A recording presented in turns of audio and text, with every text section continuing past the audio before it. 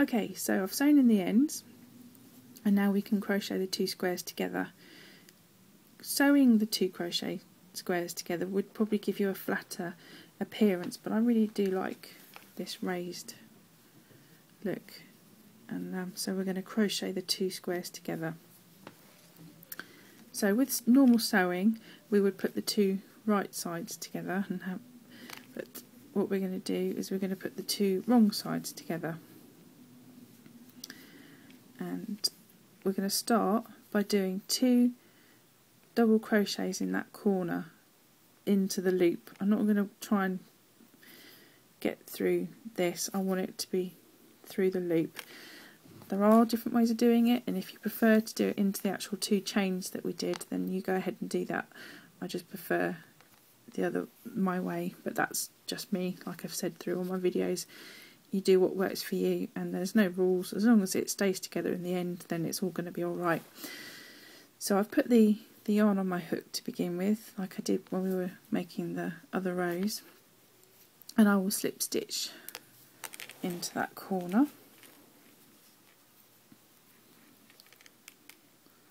Like that.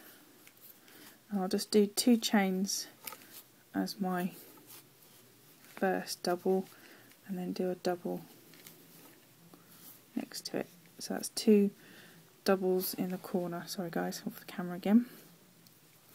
Now what we're going to do is we're going to do a double through the top of that treble and through the top of the treble behind it. So put your hook through as if you were going to do another row on top, and also through on the back. Just focus that, don't know if you can see that very well. So it's gone through the 2 together, and then we'll just pull the yarn through and do a double like that, and then we'll do that again.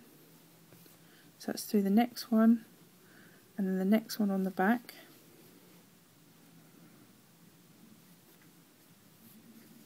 You see that? I think you can see that. And do a double, and then through the last of the set of 3, and also on the back.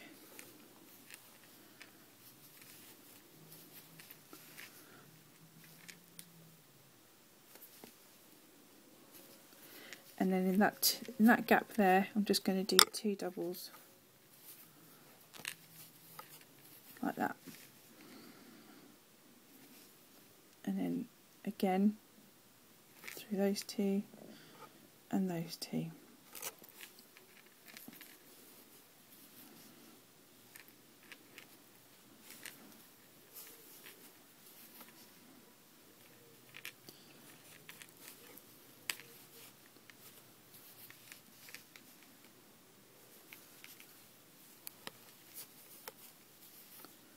Two in the gap,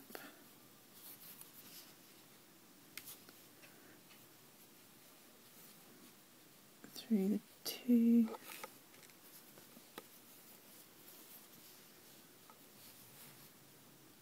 through both sides, the last one on the end, and then again 2 in the end loop like that.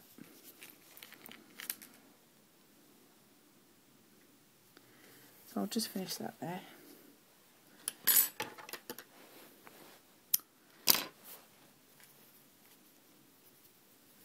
Pull that through, and you do need to sort of push it over a little bit, get it nice and straight up.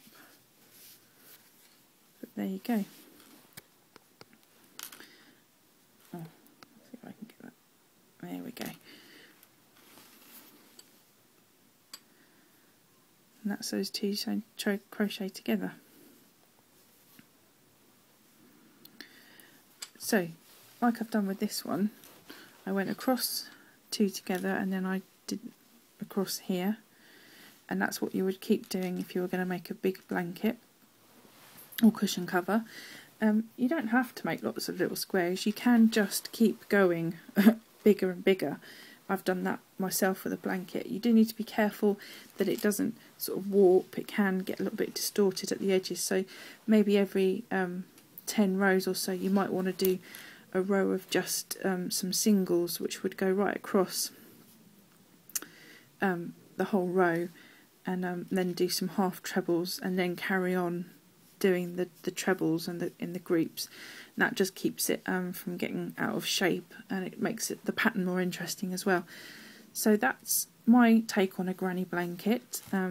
Like I said, and all sorts of different shapes, hexagonal shapes, they go together nicely. And just use up all your old bits of yarn. I mean, that's what it's brilliant for. Make sure it's the same sort of thickness, otherwise you'll have loose rows and tight rows.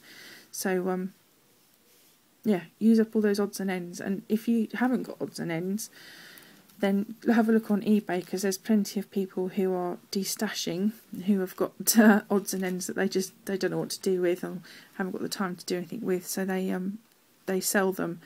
And that's a brilliant way of picking up lots of different colours, especially if you're doing charity blankets or things like that, or selling for charity. Then that's a cheap way of getting hold of some odds and ends of yarn and making yourself a lovely blanket. So the winter is coming. Get going, girls and boys, and make yourself a lovely blanket to keep you warm, and then that will save you having to put the heating on, won't it, just for a few more days. So if you have any questions, please drop me a line in the comments underneath, and please rate and subscribe, tell your friends, and there'll be more videos coming. And thank you to everybody who has been supporting me so far. It's been a real pleasure making these, so I hope you enjoy them, and I'll keep making them. Okay, thanks for now. See you soon. Bye.